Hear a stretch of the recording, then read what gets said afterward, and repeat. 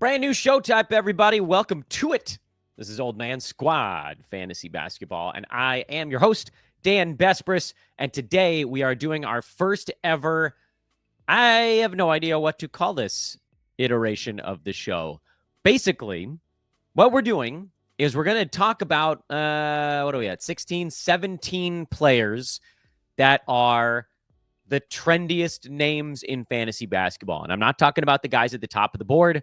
Yes, obviously, Luka Doncic putting up a massive game on Sunday. That is the trending topic.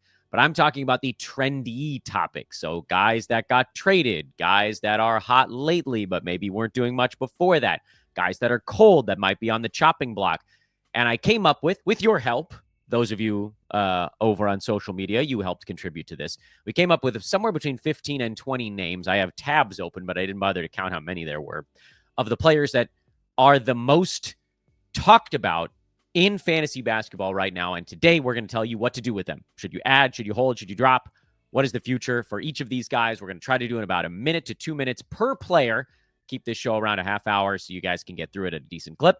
I will put the order that we talk about the players in the show description. So if you guys want to zip along, that would be the way to do it. I'm Dan Besbris. I think I mentioned that. You can find me on social media at Dan Besbris, DanBesbris. We cleared 26,000 on Twitter the other day. That was pretty cool. Old Man Squad over on Blue Sky, Old Man Squad Fantasy on Instagram. Please remember, folks, please remember to hit that like button as you're floating your way through this show at some point, preferably in the early going. That would be a nice way to do it. Subscribe if you guys enjoy all the things we're doing over here. And iTunes, Spotify listeners, hit that 5-star review button. Let's just do one so you guys get an idea of how this thing's going to go, and then we'll cycle back around. Of course, we do have a partner in Bet Online we got to tell you about. But basically, this is what's going on.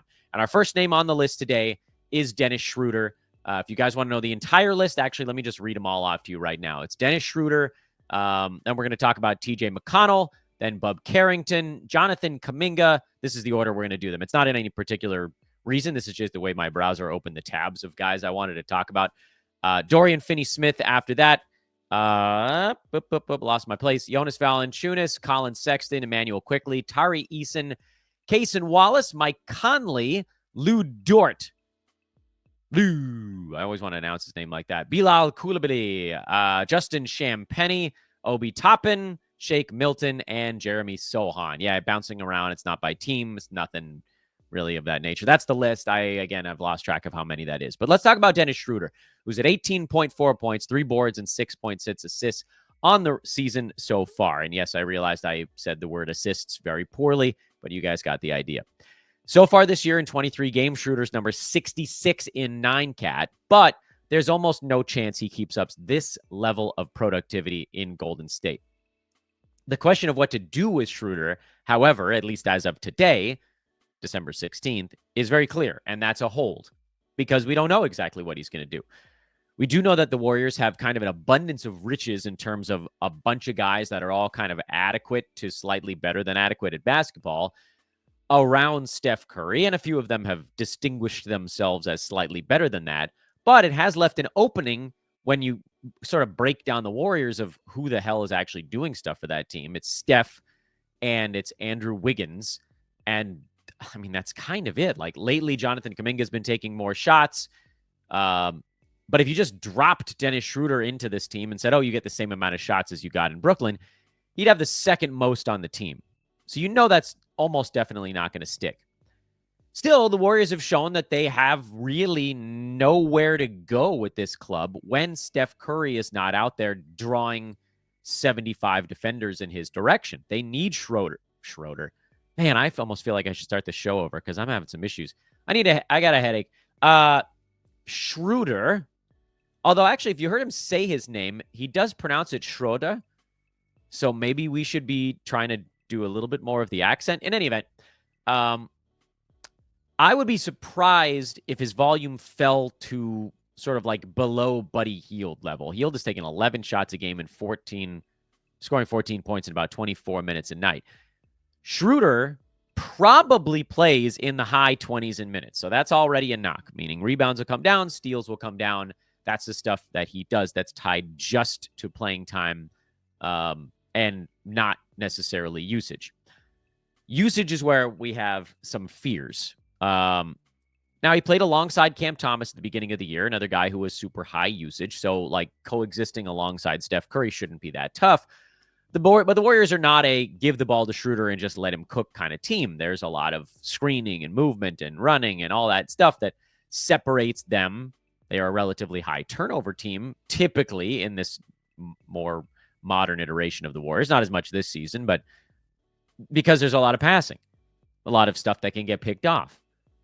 So I don't really know exactly what Schroeder's going to look like right as he gets going, but there is hope that he doesn't completely fall off the map. If I had to make my best stab at it, I would say probably somewhere in the neighborhood of top 100 to top 125, kind of like that upper filler level squad. So hang on, see if he can eclipse that and go from there. TJ McConnell is going to be the next name on the list, but before we tell you about him, we want to remind you guys that BetOnline continues to be the world's most trusted betting platform and your number one source for online betting.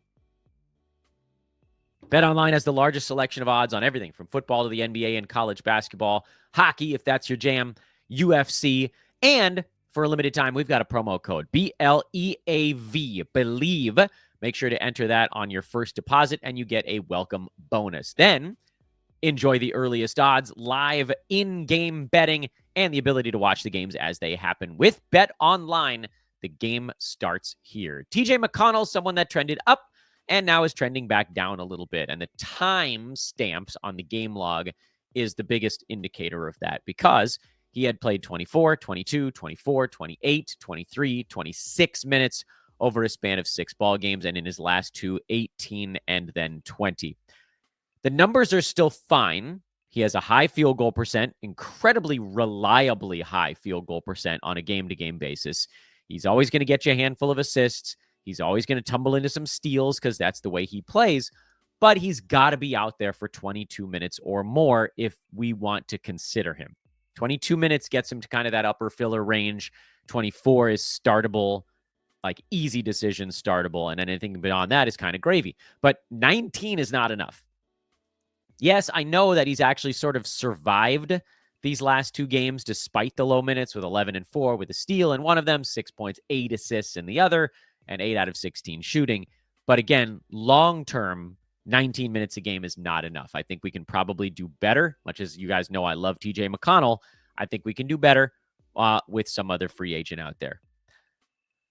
Bub Carrington is the next name on the list, and everybody's picking him up all of a sudden because he played 40 minutes in his last ball game. And I get it. That is an extraordinarily large number, and basically anybody in the NBA playing 40 minutes in a game is going to post fantasy stats unless they shot 2 out of 14 from the field and 1 of 7 at the free throw line. There's almost no way to screw up playing 80% of a basketball game.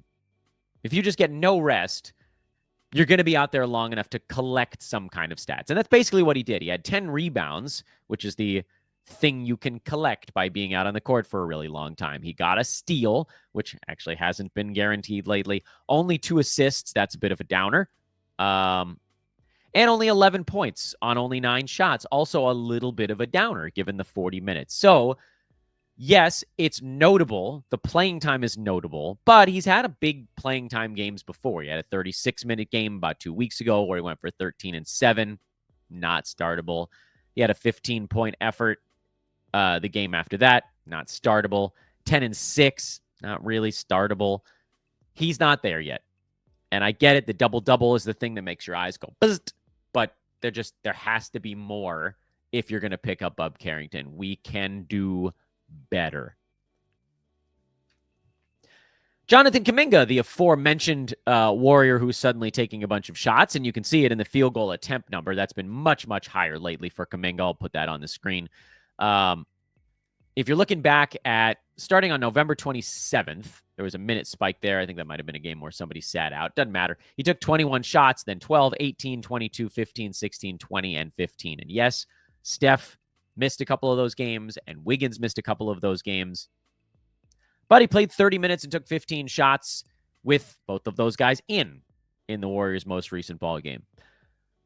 What does Dennis Schroder do? Could that put a little bit of a dent into Kuminga? Yeah, it's possible.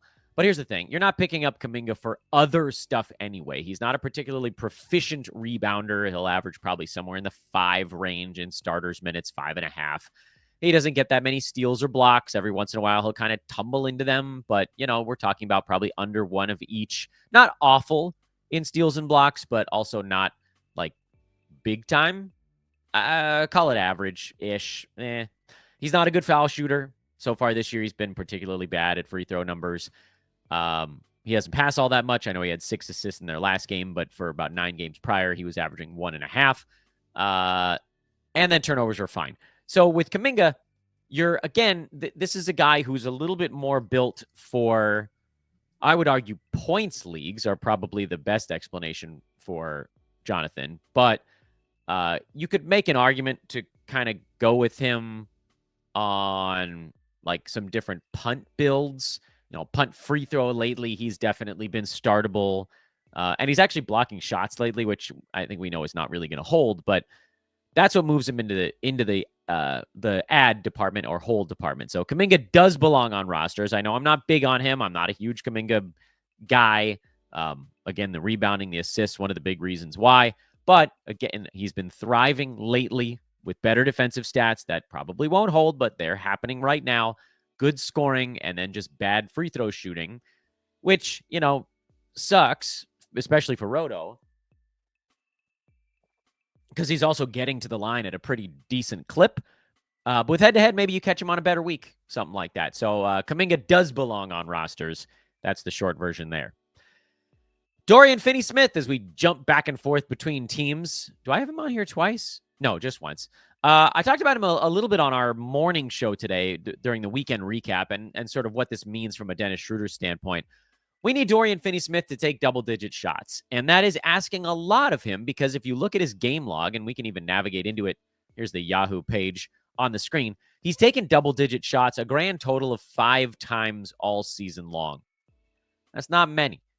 And 3 of them were in the first 4 games of the year for reasons that we can't fully explain other than to say Nick Claxton was kind of being just barely eased back into it. His shots haven't changed markedly with Cam Thomas out. A little bit of a baby uptick there, but not much. 6 and some odd up to like 7 and some odd or 8. We need more. And so perhaps the Dorian Finney-Smith thing ends up being a short-term play with Schroder out and Cam Thomas not back yet. But I do think there's a chance that he could kind of nuzzle his way up near the edge of the top 100. He's just going to be a boring way to get there. 11 points, 4 boards, 1.7 assists. The peripheral stuff is about the same as what I just said I didn't like for Jonathan Kuminga. Admittedly, for Dorian, he's not like the typical punt guy because he does just sort of a little bit of many things. Field goal percent is fine. Free throw is not very good, but he doesn't take any. He gets a bunch of threes. That's useful. Steals and blocks are actually like kind of decent long-term for him. That's the thing that you can generally rely on. But there's nothing that pops off or jumps off the page. Nothing eye-popping about Dorian Finney-Smith. So he's probably rosterable, but it's also going to be one of the most boring things you could ever do. Jonas Valanciunas, he's been flat out terrible lately. And the game log, again, tells the story, which, by the way, has bounced around a lot all season long. So, there were these 2 good ball games, December 7th and 8th on the back-to-back, where, he put up some big numbers. He had double-doubles in both of those games, and it looked like maybe could that be the showcase? And I don't think it's a coincidence that all of a sudden his playing time has crashed hard right as he becomes eligible to be traded. So are they trying to kind of keep him on ice a little bit? Maybe. But what we also know about JV is that he doesn't require an inordinate amount of playing time to be fantasy relevant. He's at under 20 minutes a game, and he's a filler level guy already. So throw him an extra minute and a half, 2 minutes is really all it would take to get him right near the edge of the top 100 because he takes a bunch of shots when he's out there and he rebounds like a madman. You give JV 22 minutes, you might be talking about a guy that is sitting at 13.5 points and 9 rebounds. That's a legitimate, reachable number for him in 22 minutes of ball game. And I think if he gets traded to a team that badly needs a center, they probably would play him about 22 minutes a ball game. Now, the upside is a bit capped. He's probably not going anywhere where he's going to play 26 minutes a game. The only place you might see that would be like New Orleans. But even then, they've got Missy, they've got Daniel Tice, so he's not just going to completely push them out. If you're thinking Lakers, that's a team that JV's been linked to a bunch. Most likely he would not start because the Lakers are now focused more on defense all of a sudden. But you'd get the backup center minutes. There would almost definitely be some JV alongside Anthony Davis time because he's not taking the three ball right now, but we know Valanciunas can step out and shoot the three a little bit these days. AD is not great at it, but he can. So there's not quite the same floor spacing issue as why hasn't Anthony Davis played alongside Jackson Hayes or Christian Coloco more this year? But the Lakers also have Christian Wood, who, I don't know, will he ever play this damn season? He also fits the bill a little bit as like a floor spacing big. So my take on JV is I don't think you really have to hold him. If you are, you're hoping for a trade to the perfect spot, which based on the places he's being linked, I don't know that there is this kind of perfect spot. Could he potentially end up, just looking up and down the board, who else really needs like a traditional lumbering ox big man? Warriors could maybe use one, but again, you're talking about 19, 20 minutes there. Would Phoenix play him over Nurk? I don't know. That's still, again, 18, 19, 20 minutes. I don't know that there's a place out there that needs Valanciunas that would play him more than 22 minutes. So what's the point? Would the Knicks do it if Mitchell Robinson doesn't get all the way right?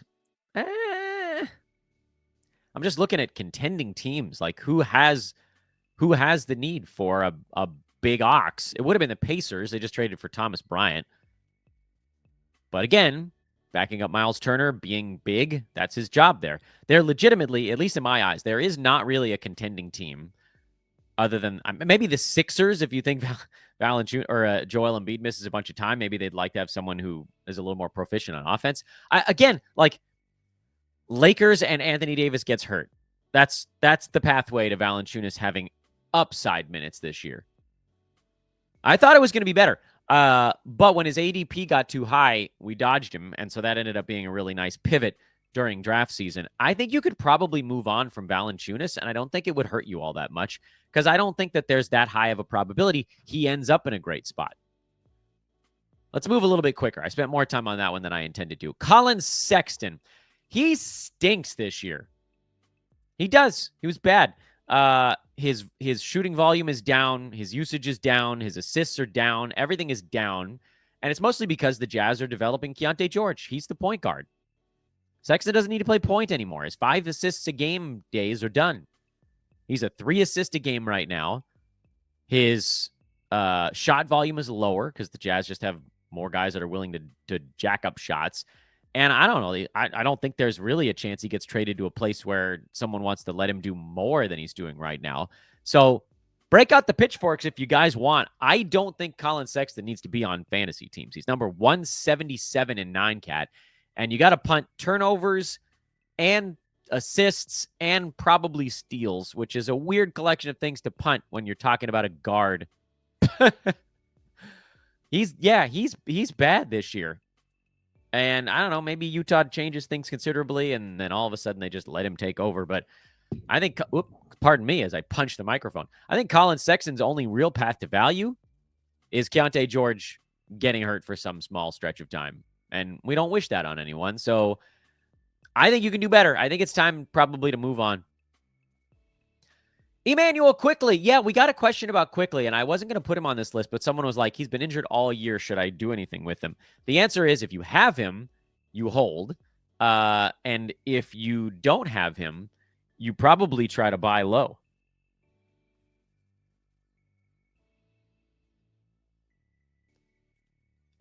You guys going to kill me for that one too? Yeah, I know he's not inside the top 200. He really just hasn't played any games that matter. Like, look at Quickley's game log. It's 3 of them. This dude's way better than what we saw so far. He played 23 minutes a game. He was being eased in. It's one of the easiest calls, I think, on planet Earth. And you guys, again, might hate me for it, but I don't care. Immanuel Quickley is absolute buy low. If you're able to stash him, I don't know exactly when he's going to be back. That's sort of the bugaboo there. But I mean, you're looking at a guy that is probably going to average somewhere in the neighborhood of 16, 17 points per game. He's going to get you 2 3-pointers or more per game. He's going to get you a steal around. He's going to get you probably 4 to 5 assists, 3 rebounds, great free throw percent, not great field goal, and has, that top 75-ish range as kind of an easy target. See if you can get him for like a top 100, top 90 something, top 100, top 110 kind of guy. Tari Eason is the next name on the board. He's cooled off a bit after that torrid start to the year, but we kind of knew that was going to happen because his defensive stats were, I mean, they're still nuts, but they were extra nuts. But you're holding. He was a sell high when he was really cooking, but he's still top 80 over the last month. So very much still a startable fantasy player. And he's shooting 38% over that stretch. So I expect that number to come up. Steals and rebounds are always going to buttress against any kind of fantasy drop-off. He's a hold, and if somebody's willing to give him up for a 100-ish range guy, that's the price you should pay to buy if you want to get in on Tari Eason. Cason Wallace is the next name on the list. He's really more of a punt points play. I mean, you can see it. He's averaging 7 points a game, 4 boards, 2 assists, but his steals and blocks are epically solid, and his minutes are finally kind of being locked in. Like, I know there was this 23-minute game in there, but that was a 30-point win at Toronto, so they didn't really need him. Other than that, over like the last 8 games or so, he's pretty reliably at about 30, which is a lot of time to rack up steals and blocks and a handful of assists and a few rebounds.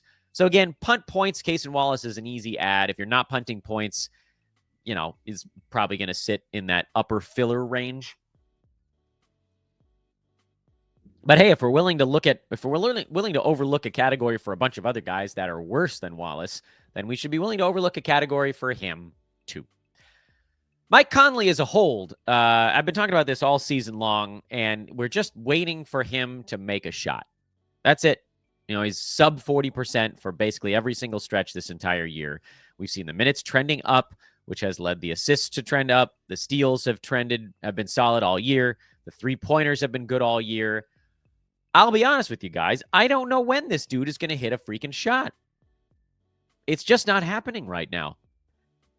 Literally, like every stretch of games you look at, he's in the 30s, and except for the last week where he's shooting 20%. And yet somehow he's still ranked in like the 125 range all the time without ever making a bucket. At some point, he's going to warm up. He's not going to shoot 35% the whole year.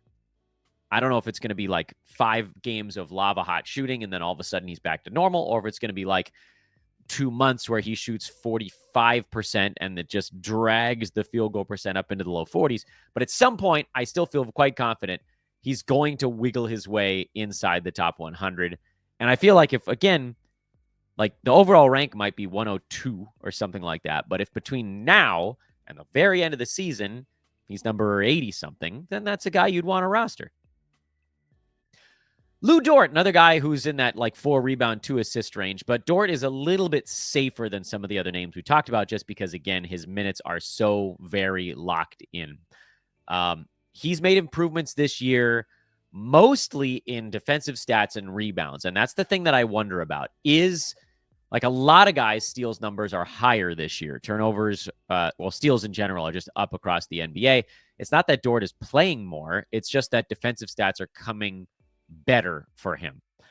Blocks in particular is one to really kind of shine a light on because he's at 0.8. That's a career high, despite the minutes basically being the same as the last 4 years in a row, where he was at 0.4 in some of those seasons. Steals are, I would venture to say, maybe a little more repeatable just because he is like such a good on-ball defender. And the 3-pointers last year, this year, not a huge change there. Like the efficiency for Dort is not off by that much. It's really the defensive stats. He's at half a defensive stat better this year than he has been in the past without any other real significant change. So, yeah, I mean, technically he belongs on rosters 9-cat, not 8-cat. But It's a bit of a snooze. Bilal Coulibaly, 13 points, 5.5 boards, 3.3 assists, and warming back up again. He's taken 13, 18, and then 20 shots in his last 3 ball games. Yeah, I know at some point we might see Kyle Kuzma or we might see Malcolm Brogdon and blah, blah, blah. I don't care. The Wizards want Bilal to be aggressive and just keep developing, and he has a very strong, rounded fantasy game. He gets boards, assists, steals, blocks, and threes. And the issue, of course, is can he keep the percentages from falling off a cliff? Field goal percent started great, went into the toilet, rebounding a little bit. Free throw at 79 is, like slight negative, but mostly net neutral. But look at that other stuff. 1.4 steals, 0.7 blocks. There's so much to like in the counting stuff with him that we just have to hope that field goal percent stays in the mid-40s. If he can keep it there and everything else holds with the high minutes, he'll be a top 100 guy. And I would recommend adding/hanging on to Bilal. Justin Champagnie. I don't know what the hell's going to happen here because, he might not. Is he even going to be on the team in a week or two? I think he's on a 2-way deal right now. Or did he get? Yeah, I think he's on a 2-way. So there's only so many games that he can even play. Hopefully the Wizards convert him because he's playing his butt off right now. Looks like one of the better young players in the NBA. Now, admittedly, on a team that no one else takes seriously, while you yourself can make mistakes and not pay for it. He's not making that many mistakes. He's shooting over 50%. He had some bad free throw games in there, but also there's a bit of a small sample size thing going on with him. I don't think he's a 56% foul shooter. He was 80 last year, so I hope that comes up. Also, I don't know if he's a 53% field goal guy, but either way, look at what he's doing here. He's got 11 steals in his last 4 ball games. He's got 5 blocks over that stretch. He's rebounding like a maniac. And over the course of this year, the Wizards are just going to keep removing pieces. So, yeah, I know guys are gone right now, but there's really no guarantee that they ever really come back all the way. Hopefully, Champagnie gets a chance to be part of things for sort of rest of season, but I don't see how you ignore him right now. He's been a 3rd rounder over these last 4 games as a starter. That's 3rd round fill-in. You got to do it. Obi Toppin, talked about him this morning as well. Another guy averaging 4 boards and 2 assists, oddly enough. He's on a heater, like a serious heater right now. And, we have to be cognizant of the up and down that is Obi Toppin. He's number 127 overall, which is filler range, on 55% shooting from the field, 90 from the free throw line, 21 minutes per ball game, and pretty repeatable stuff. So why has he just been going crazy the last 2 weeks? Well, he hasn't missed a free throw. He's shooting 58%, and his usage has just gone way up. He gets hot, he does more. He's rolling top 20 over his last 6 ball games. So if you want to get in on the heater, you can have at it. You guys know me. I typically don't chase guys that are running hot, but 22 minutes a game is not going to be enough long term. The Pacers are also still waiting for multiple wings to get back in the mix. So this feels like almost the ultimate in unsustainable. But again, if you chase heaters, that's it. That's one to do. I'm just not gonna.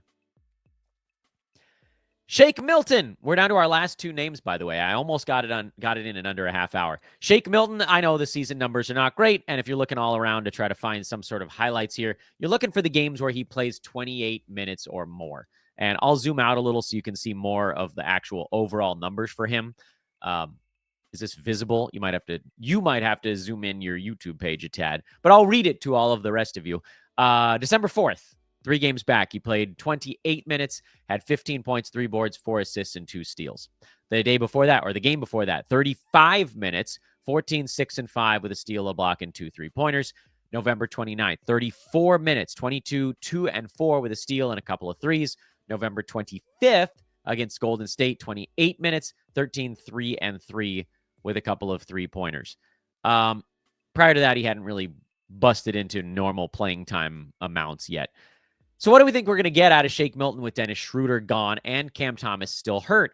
I wouldn't be floored to see something in the range of this like 28 to 30 minute, 11 to 14 shots a game kind of thing, which gives him an opportunity to score 15 points and to get 4+ assists and 3 rebounds and a steal and 1.5 threes. And so I really do think that in the near term, Shake Milton makes sense as a really nice injury add. What I don't know, and what I don't think we can know, is what he is when Cam Thomas comes back. Until then, have at it. And the beauty is, if you pick him up and you play him, and he plays well, and the Nets are like, well, screw it, we'll play these guys together, then maybe he hangs on to some fantasy value. You don't have to pre-drop when you hear that Cam Thomas is getting close or something like that. You can let it ride for, 2 games, something like that, see how it looks. Roto, you can bench him. But in the very short term, yeah, he probably does have some value. And finally, Jeremy Sochan, the last name on the list, 15 points, 8.5 boards, 3 assists. Very much belongs on rosters. We're getting questions about him because he's had some clunkers mixed in. His minutes are bouncing all around because that's the way the Spurs do stuff. But overall, he needs to be on rosters. He is very good if you're in a punt free throw build, and he's still fringe startable even if you're not. He's hovering kind of like right at the upper crust of that filler zone. And because there's that upside built in, I think you got to hold him. There aren't many guys out there that can rebound and assist and get steals the way that Sochan can. And then you just kind of have to close your eyes if you're in head-to-head and pray he doesn't take a bunch of free throws in a given week. But like the field goal percent is better significantly this year at 52%. Does it hold? I don't know. I like the fact that he's taking fewer three-pointers this year. He's cut his three-point volume in half because he's a bad shooter. So take it to the rack, man. Get closer. His free throw volume is way up, so he's attacking more. Just a better shot distribution, and that's allowed him to move to that kind of edge of the top 110 kind of range for 9-category leagues. And again, punt free throw well inside the top 100. So Sochan, put him on your roster. I think no matter what you are, even if you're not a punt free throw, you could also trade him to the team that is and get something back that maybe fits your build better. But 15, 8.5, and 3, those are not numbers that you can typically find on the wire.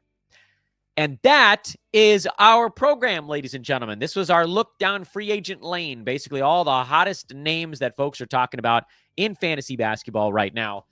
And we tried to cover them. Thank you to everybody that submitted names. You guys helped fill in a couple of gaps. I think I only had like 12 of these that I pulled up myself. You guys had given me the other 5 or 6. I hope this was useful. It's basically a way for you guys to get my thoughts on all of the dudes that I assume you're looking at in your league and going, what the hell should I do with this guy? And maybe you don't have any of them, but odds are that every single one of you has thought about doing something with one or more of the players we just talked about. Thank you as always for watching. Stay tuned. We'll try to get some shorts posted here on the YouTube page later on today as well. I'm Dan Vespers at Dan Vespers on Twitter, Old Man Squad on Blue Sky. Like the feed, subscribe to your feed, and drop that 5-star review. And I remain super grateful for everything that you guys continue to do. Much love, hugs, kisses, all that good stuff. We'll talk to you guys again. More show tomorrow. Later, everybody.